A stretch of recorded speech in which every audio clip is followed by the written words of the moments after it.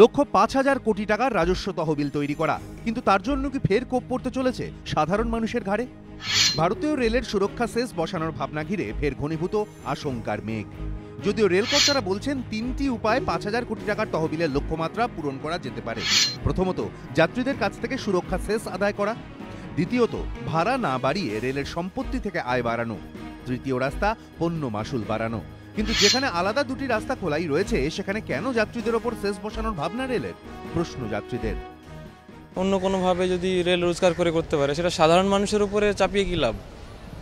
আমাদের উপর দিয়ে চাপিয়ে কী লাভ, তাই না? এবার আমাদের দরকার কি? সুষ্ঠু পরিকাঠামো দরকার, প্লাস যাত্রী ভাড়াটাও কম হওয়া দরকার। এই দুটোই আমরা চাই। রেলের যে পতিত জমি পড়ে আছে সেগুলোকে ইউটিলাইজ করুক। এগুলো করলে রেলের অনেক আয় হবে, সেগুলো তো করছে না। সুরক্ষা দেখতেও তো পাচ্ছি না কিছু। রেল ভাড়া যেভাবে বেড়েছে তার তুলনায় কিন্তু যাত্রী পরিষেবা, যাত্রী সুরক্ষা কোনো কিছুই সেভাবে সেই পরিষেবা তার বিনিময়ে যেটা অতিরিক্ত পাওয়া যায় সেটা কোনো কিছুই পায়নি।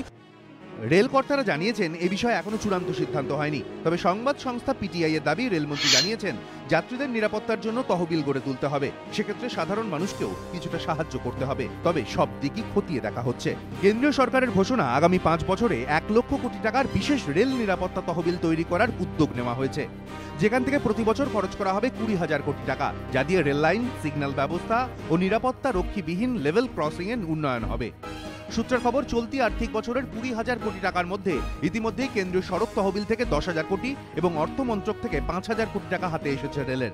ভারতীয় রেল সূত্র খবর, বাকি ৫,০০০ কোটি টাকা জোগাড় করার জন্য চলতি আর্থিক বছরে বাড়তি রাজস্ব আদায়ের লক্ষ্যমাত্রা নেওয়া হয়েছে।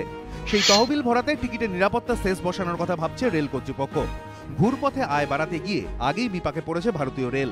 ফ্লেক্সি ফেয়ার পদ্ধতি নিয়ে নতুন করে ভাবতে হচ্ছে রেল কর্তাদের, কারণ যাত্রী টানতে গিয়ে কমেছে যাত্রী সংখ্যা। এই প্রেক্ষিতে ফের রেল ভাড়া মহার্ঘ হওয়ার আশঙ্কা। ফের ঘুরপথে বাড়তে চলেছে রেলের ভাড়া। রেল কর্তাদের শেষ ভাবনা কতখানি ফলপ্রসূ হয় তা বলবে সময়। অরিত্রিক ভট্টাচার্য, এবিপি আনন্দ।